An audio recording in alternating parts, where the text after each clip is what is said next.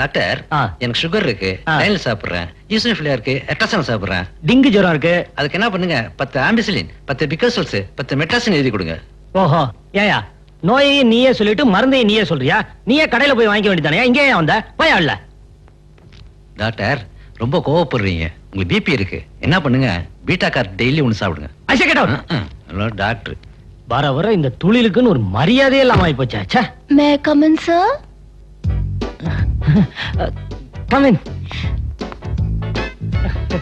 உட்காருங்க.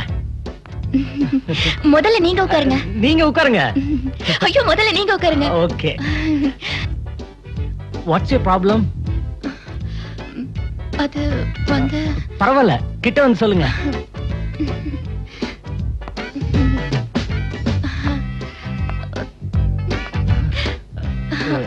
ரொம்ப கிட்ட வந்தீங்க, உட்கார்ந்தே சொல்லலாமே. சாரி. எனக்கு வந்திருக்கிற வியாதிய எப்படி வெளியில சொல்றதுன்னு தெரியல டாக்டர். இருக்குதான் கண்ட கண்ட பசங்களோட சுத்த கூடாதுன்னு சொல்றது. ஐயோ என்ன டாக்டர், நீங்க வேற ஏதோ நினைச்சிட்டீங்க போல இருக்கு. எனக்கு மனோவியாதி. ஓ, வியாதியை கண்டுபிடிச்சீங்களா? அப்ப மருந்து உங்களுக்கே தெரிஞ்சிருக்கணுமே. இல்ல டாக்டர், அது தெரிஞ்சா நான் ஏன் இங்க வரேன்? எனக்கு எனக்கு தூக்கத்துல நடக்கிற வியாதி இருக்கு. டான் டான்னு ராத்திரி மணி 12 அடிச்சா போதும், நான் தூக்கத்திலேயே எந்திரிச்சுக்கிறேன். வெளிய போய் நடக்கிறேன், ரொம்ப தூரத்துக்கு நடந்துகிட்டே இருக்கேன். அப்புறம் தான் திரும்பி வந்து படுத்துக்கிறேன்.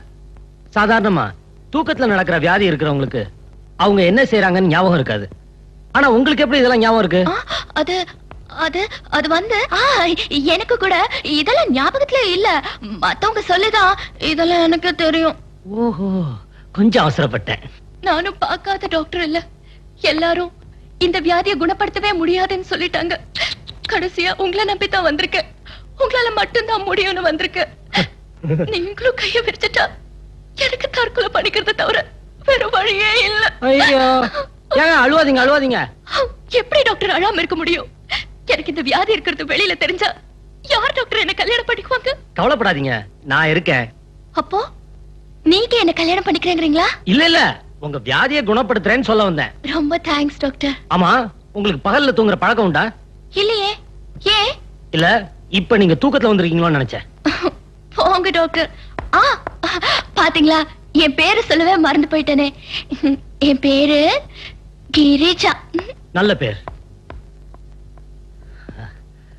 இந்த கேஸ்ல நான் யாருன்னு நிரூபிக்கிறேன்.